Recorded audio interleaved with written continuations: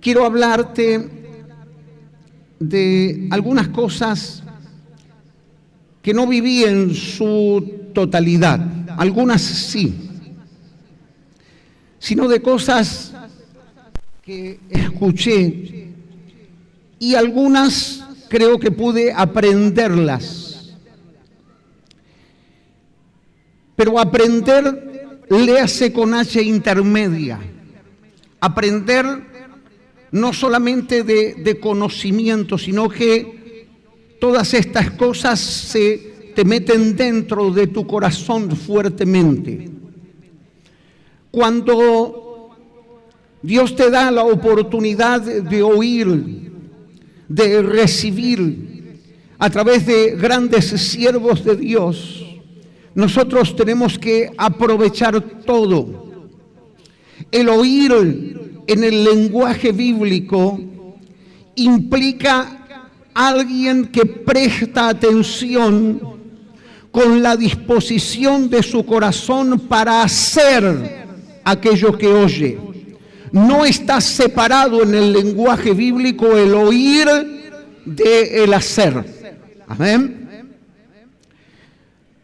El pastor Miguel y Héctor, ellos no te ministraban solamente dándote una transmisión de conocimiento, sino que cuando vos estabas con ellos, si tuviste la oportunidad, el privilegio, ellos te ministraban vida, porque aquellos que servimos al Señor no somos transmisores de un mero conocimiento, sino somos transmisores de la vida del Señor en nosotros, impartida sobre otros. En este tiempo hay una movida donde muchos dicen: hermano, no me mires a mí, mira a Cristo. Pero cuando uno lee la palabra, se entra en una gran contradicción. El apóstol Pablo mismo dice, y fue mencionado: ustedes sean imitadores de mí, como yo también imito a Cristo. Esto de no me miren a mí es no querer asumir la responsabilidad de ser ejemplo para otros. Y esto es lo que fueron nuestros hermanos: ejemplo, imitadores de Cristo y dispuestos a ser imitados por nosotros. La palabra de estos siervos de Dios, y tiene que ser de todos nosotros, tiene que ser una palabra de autoridad. Pero quiero explicarte esto. La autoridad siempre está, la autoridad espiritual siempre está sostenida por la autoridad moral. Si no hay autoridad moral, no hay autoridad espiritual. La autoridad moral habla de alguien que está haciendo y viviendo aquello que dice a otros. Si queremos tener autoridad espiritual, es necesario que haya en nosotros autoridad moral. Amén. Para ellos hubo un tiempo de partida. Ya no están físicamente con nosotros, pero hay, y podemos dar testimonio, una continuidad en la visión y en el propósito que fue establecido un día. En el libro de Apocalipsis, capítulo 14, versículo 13, dice así: oí una voz que desde el cielo me decía: escribe, bienaventurados de aquí en adelante los muertos que mueren en el Señor. Sí, dice el Espíritu, descansarán de sus trabajos, porque sus obras con ellos siguen. Decí conmigo, siguen. Amén. Nosotros estamos ahora experimentando, gozándonos, como fue dicho, de tantas cosas que fueron establecidas.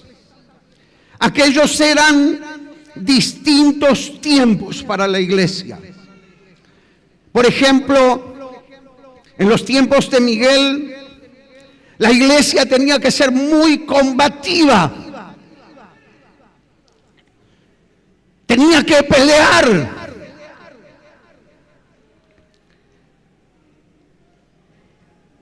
Debía soportar el rechazo. Porque ahora la iglesia oficial dice que nosotros somos los hermanos separados. Pero antes decían que éramos los herejes. ¿Algunos se acuerdan?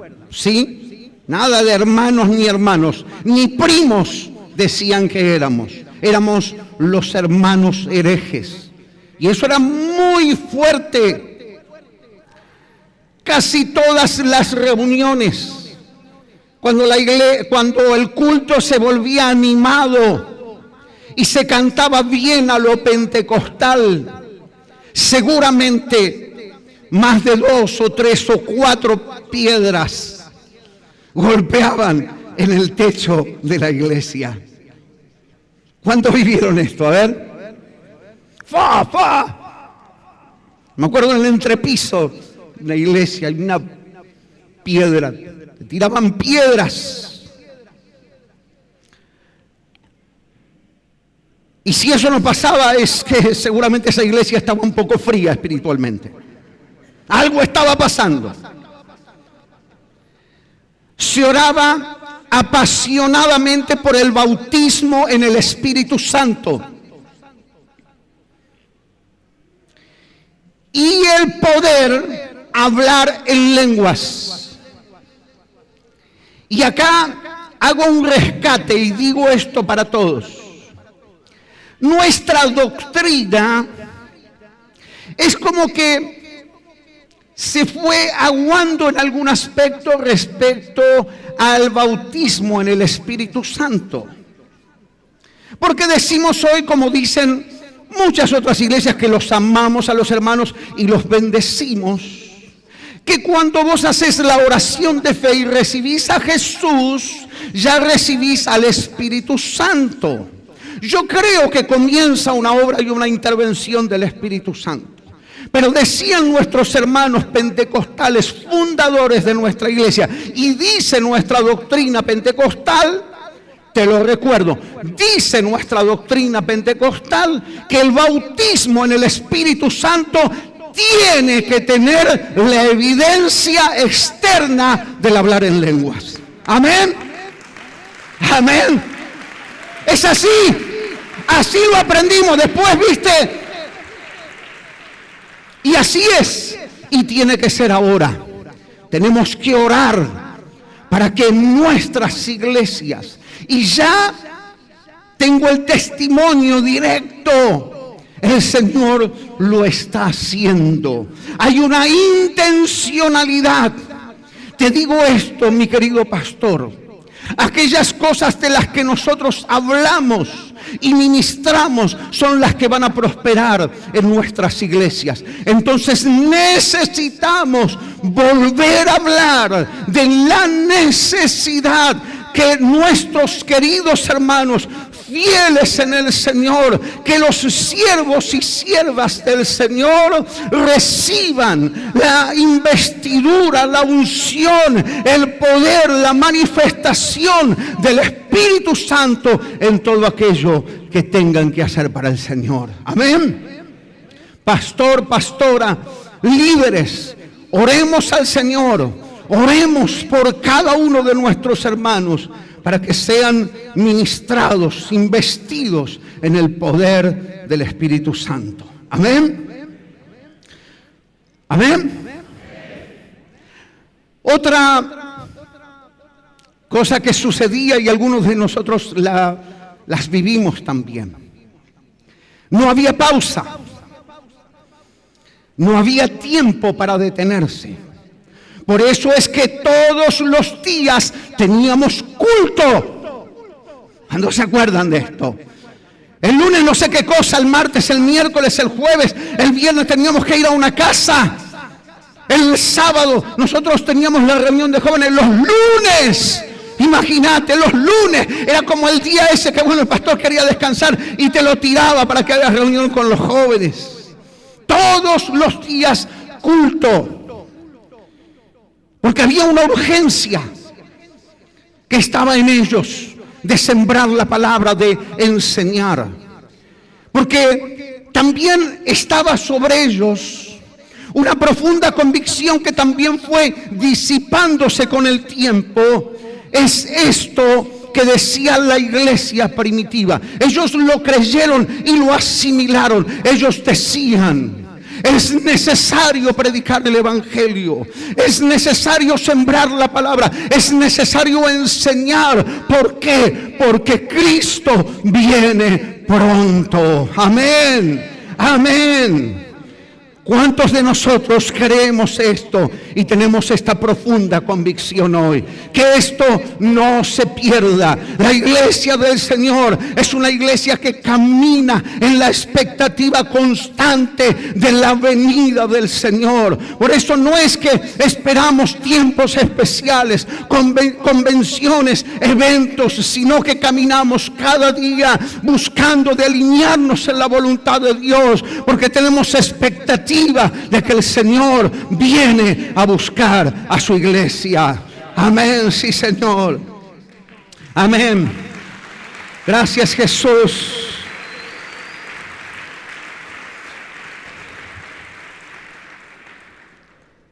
La palabra nos enseña algo parecido a esto que se vivía en los cultos. Porque las reuniones todos sabíamos cuándo empezaban, pero era un misterio cuándo terminaban. ¿Sí? Pero sabes que en el libro de Hechos, no lo vamos a leer, se registra algo bastante parecido. El apóstol Pablo, que era también un hombre que tenía la urgencia de sembrar el evangelio, cuenta el libro de Hechos que empezó a predicar a la puesta del sol, o sea, a las 6 de la tarde. Estaba predicando y había un muchacho que estaba sentado ahí asomado a una ventana alta, que se estaba apolillando como algunos que están acá, que está. A ver, tócalo al que está al lado, tócalo, a ver, se despierte, por favor. Amén. Y se quedó dormido y cabeceó tan fuerte que se cayó. Se estroló contra el piso. Estaba muerto. Pablo, sin perder la cordura, oró por él y era la medianoche. Cuando se levantó o resucitó, si usted quiere, siguió predicando hasta la salida del sol, hasta las 6 de la mañana.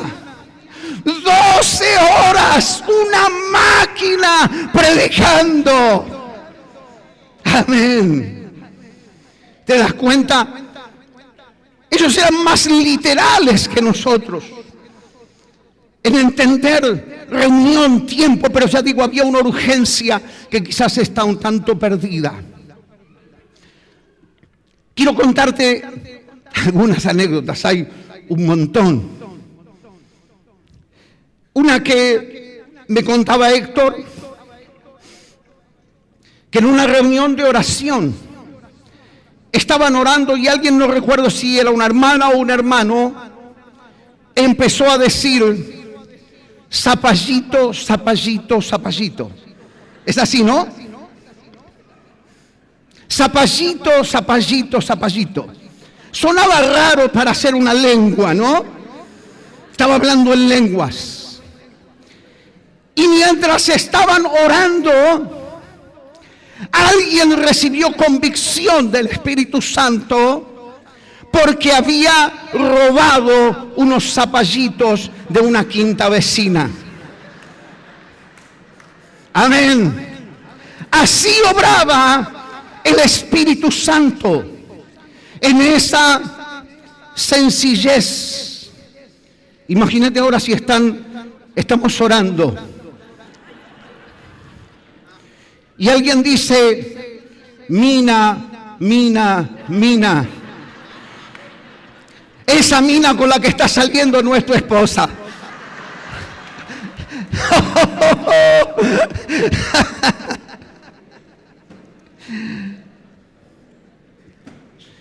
Otro hermano predicando eligió el libro de Apocalipsis, pero no leía muy bien, y leyó en su Biblia: Jesús dijo: yo soy la alfalfa y la hormiga. Por supuesto, él quería decir: yo soy el alfa y la omega. Pero él continuó con su idea basada en la lectura y dijo: hermanos, tenemos que ser como la hormiga, que trabaja durante el verano y sabe guardar para que no le falte en el tiempo difícil. Me contaba Héctor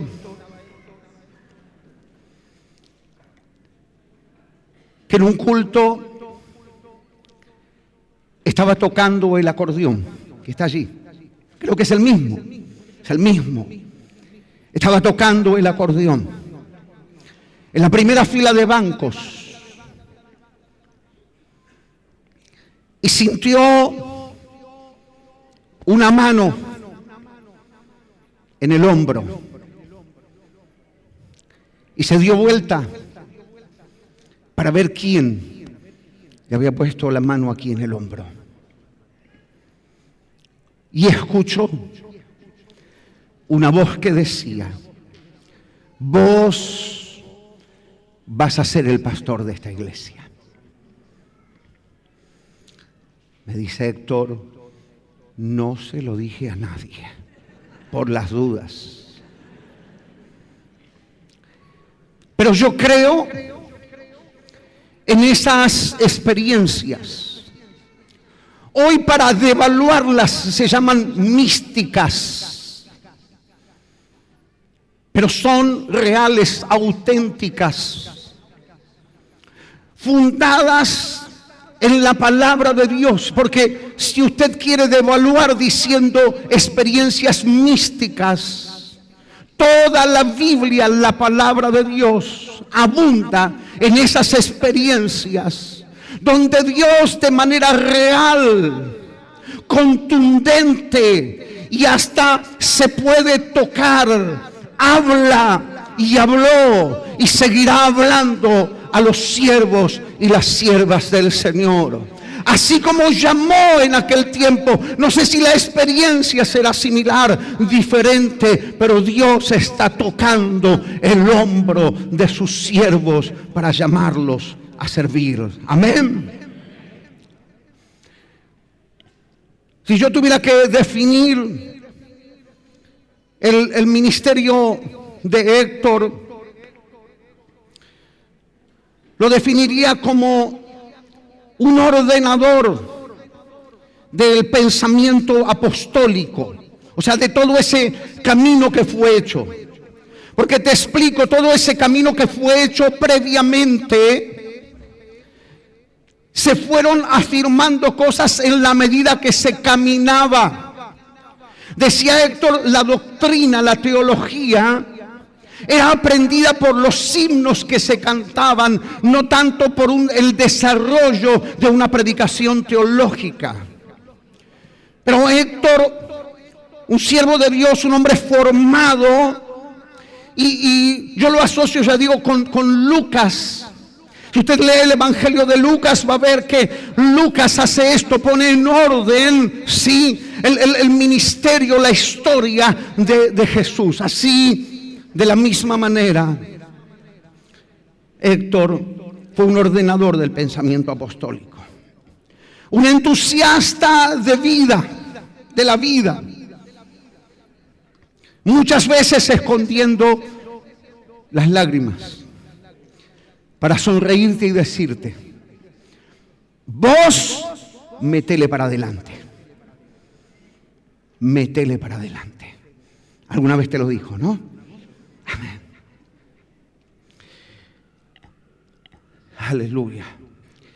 Cuando partieron, otra cosa que me llamó la atención, tanto Miguel como Héctor, no hubo necesidad de leer tantos salmos. Cuando alguien se muere, si hay una necesidad de leer muchos salmos y mucha Biblia, significa que hay que hacer mucho relleno. Porque hay poco para decir de esa persona. Pero no fue necesario, porque ellos fueron cartas abiertas a través de su vida y su testimonio. Y cuando nos tocó hablar, no teníamos que leer muchos salmos, sino hablar, como estamos haciendo en esta noche, del servicio y del ministerio de ellos. Sí, ojalá no sea necesario. Amén. Toque el tiempo de la partida, de que tengan que leer, sí, el Salmo 119, como para hacerlo largo, viste, que parezca que daba lástima, sino que muchos digan, sencillo así: era un buen amigo, un siervo de Dios, una persona en la que yo podía confiar. Amén. Porque eso habla de testimonio y de siembra en la vida de otros. Amén. Nosotros ahora estamos sobre los hombros de gigantes que nos permiten ver la extensión de toda la tierra. Nos permiten ver mucho más allá. No estaríamos aquí si no hubiera sido por la labor. Pero ahora, todo ese trabajo previo, todo ese rompimiento, toda esa lucha, todas esas experiencias combativas abrieron camino para que nosotros podamos seguir adelante. Aleluya. Y esta revelación que ahora tenemos, heredamos, tiene que traer sobre nosotros una mayor responsabilidad. Decirle a tu hermano: responsabilidad de ser continuadores de la obra que se comenzó. Dice el apóstol Pablo cuando escribe a los Filipenses, capítulo 1, versículo 6: estoy convencido de esto, que el que comenzó tan buena obra en ustedes la irá perfeccionando hasta el día de Cristo Jesús. Amén. Ahora los tiempos cambiaron. Hablando con mi hijo Pablo, que tiene 13 años, me dijo: esto de la convención es como una juntada de youtubers. Pero no son youtubers, sino son pastores. Y los miembros de la iglesia vendrían a ser los suscriptores. Mira, así cambiaron los tiempos. Las miradas sobre una misma cosa. Pero los tiempos cambiaron. Pero hay valores o principios que trascienden al tiempo. Las cosas son diferentes. Hay tremendos cambios cada vez más rápidos en nuestra sociedad, en la tecnología, medios de comunicación. Pero hay verdades, hay fundamentos, hay principios que aunque pasen 1000 años más, nunca jamás deben cambiar. Amén. Rápidamente. El primero es el compromiso, ya lo mencioné, pero te lo recuerdo, de predicar el Evangelio. El compromiso de predicar el Evangelio. Estaba en el fundamento de la iglesia. No muchas otras cosas, sino como nos fue dicho a nosotros, había una sola cosa que era el móvil mayor de la iglesia, y era predicar el Evangelio de Jesucristo. Esto no puede ser cambiado ni negociado por ninguna otra cosa. Nosotros a veces intentamos hacer ciertas cosas, y ya también fue dicho, y por favor no lo digo con ánimo de crítica, está bueno, se continúen haciendo. Pero sabes, la iglesia del Señor está establecida para esta función específica, para que las personas conozcan a Cristo. Es lo más importante, y ellos lo tenían completamente incorporado.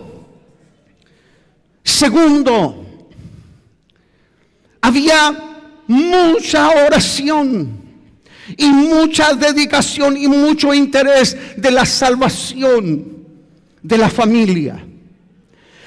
Fue dicho en la historia que lo que los movió a ellos a venir desde otro país a Argentina fue el deseo de sembrar la palabra en la familia.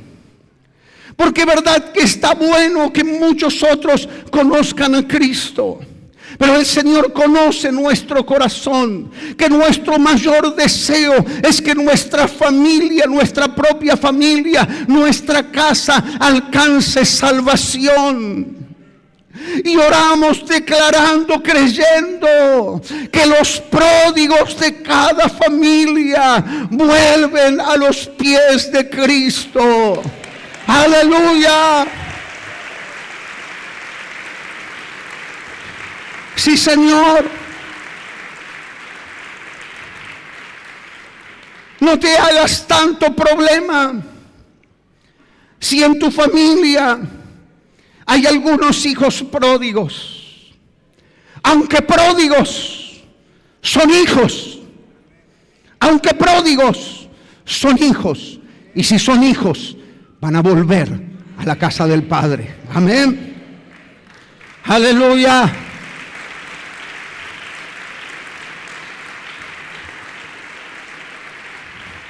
Quiero decirte esto más con respecto a la familia.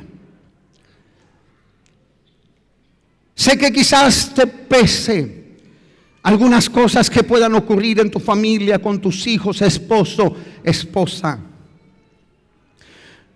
Pero no es lo más importante la situación presente de tu familia. Lo más importante es cómo vos estás en el Señor. Ellos entendieron, y nosotros debemos entender, que en una familia siempre hay alguien que está dispuesto a pagar precio, a ser fiel a Dios. Hay una imagen, yo muchas veces lo comenté, que tengo de mi mamá. Es llegar a casa. Ella fue la que sembró en nosotros el amor al Señor. De llegar a casa y verla en la cocina, a veces con el delantal puesto, orando y muchas veces llorando por sus hijos, para que estén firmes en el Señor. Amén. No importa la situación, no importa tanto la situación presente de tu familia. Lo importante es lo que nosotros hacemos mientras sucede esto de que ellos son traídos al Señor. Cuando ellos sean traídos al Señor, tienen que encontrarte, firme, amando al Señor como el primer día. tenemos que estar dispuestos a ser fieles, pagando precio por nuestra familia, para que se cumpla lo que dice Hechos 16:31. Cree en el Señor Jesucristo y serás salvo tú y toda tu casa. Amén. Amén. Gracias, Señor. Tercero, santidad. Pero quiero explicarte de que a veces hay conceptos respecto a santidad que parecen tan intangibles. ¿Sabes cómo ellos lo entendían y cómo debemos entenderlo? Santidad en el sentido práctico de ser gente honesta, de palabra, leales, sinceros, buena gente. Yo les explicaba a algunos hermanos de nuestra congregación que cuando llega la gente nueva a la iglesia, ¿qué hay que hacer?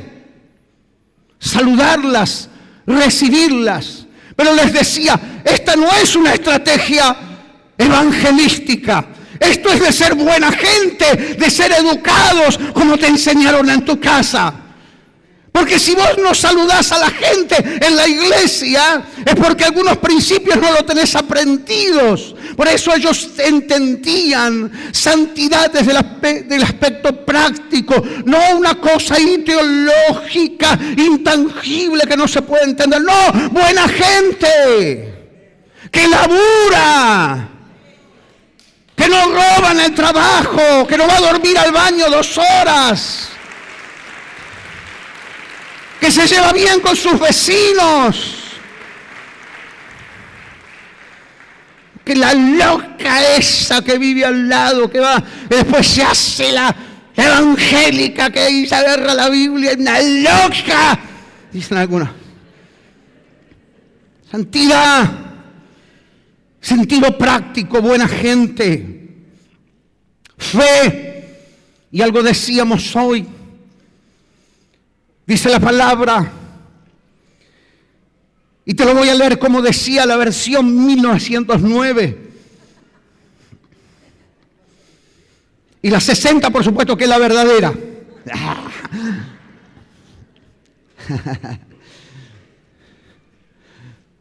No, todo bien, tranquilos. Los que usan NBI, todo es tranquilo. Se leía así. Es pues la fe, la sustancia de las cosas que se esperan, la demostración de las cosas que no se ven. Personas de fe, personas similares a esa lista de Hebreos 11, que dice primero muchas cosas lindas. Derrotaron ejércitos, fueron ayudados y todo. Pero también dice que fueron aserrados, decapitados, muertos. Gente de fe. Y como hoy hablábamos, la fe se tiene que ver, la fe se demuestra a través de actos concretos. Tu testimonio de fe no es cantarla de palito. Yo tengo fe, perdón, el que entono mal siempre. No se trata ni de cantar ni de decir que tenemos fe. La fe se demuestra a través de actos concretos. No me quiero pasar de uno que sacrificio.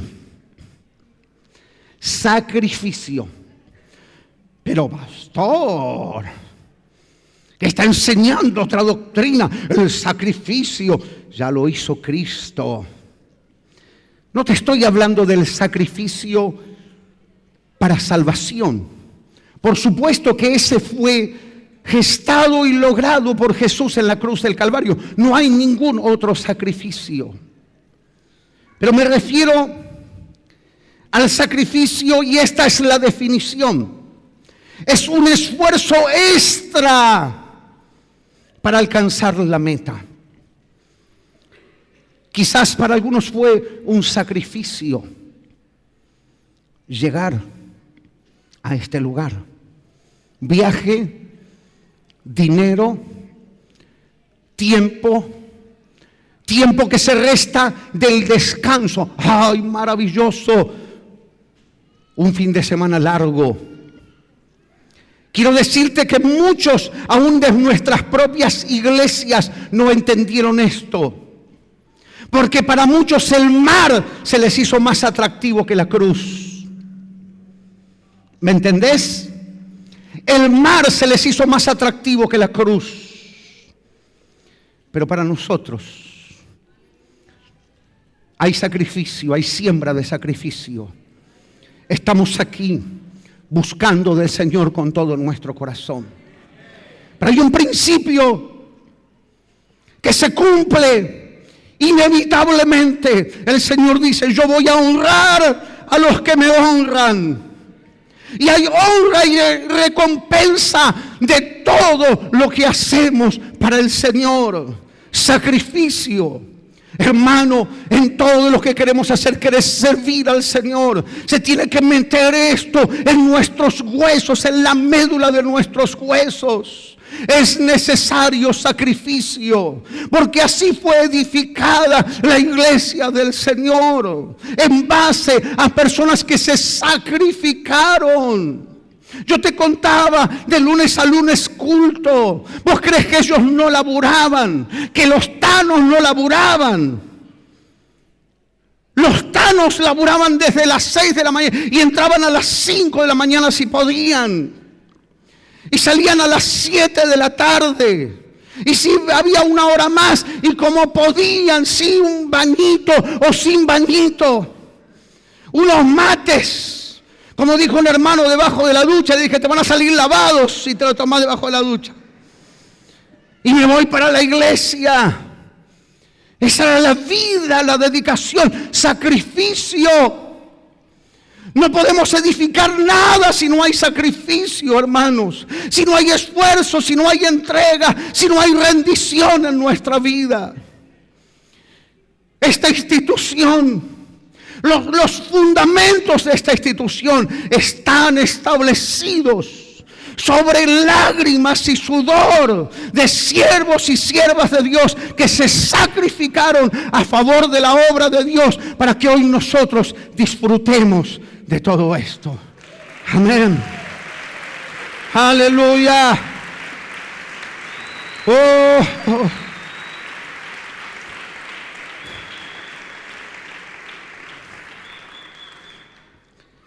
Valentía, dice Pablo cuando escribe a Timoteo, porque no nos ha dado Dios. La Biblia habla de muchas cosas que Dios nos ha dado, pero también habla de cosas que Dios no nos ha dado. Decí conmigo: porque no nos ha dado Dios espíritu de cobardía. No nos ha dado Dios.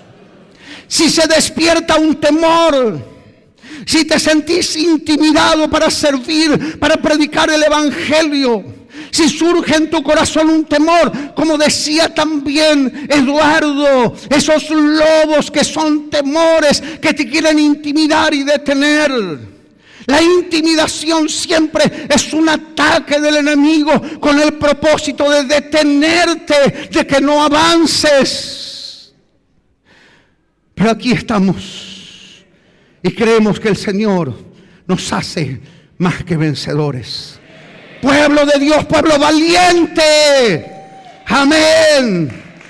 Vencemos el temor. No nos ha dado espíritu de cobardía, sino de poder, de amor y de dominio propio. Amén. Hay muchos más, pero el último, gloria a Dios, dijo la hermana que ya termino.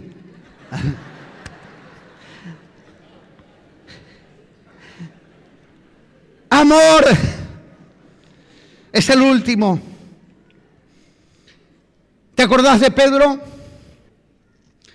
También fue tan maravillosamente representado. Dios bendiga ese talento maravilloso sobre tu vida. ¡Wow! ¡Wow! Me rompió la cabeza. Lo que hiciste, maravilloso. Maravilloso. Que había dicho, Señor, aunque advertido, Señor, aunque todos estos debiluchos te nieguen, yo, Pedrito, no te negaré.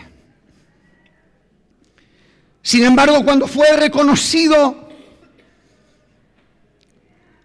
yo no lo conozco, dijo. Yo no sé quién es Jesús.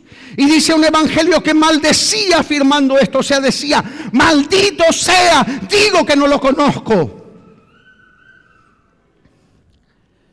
Después tuvo la oportunidad de encontrarse con el Señor, de esa conversación tan íntima y privada.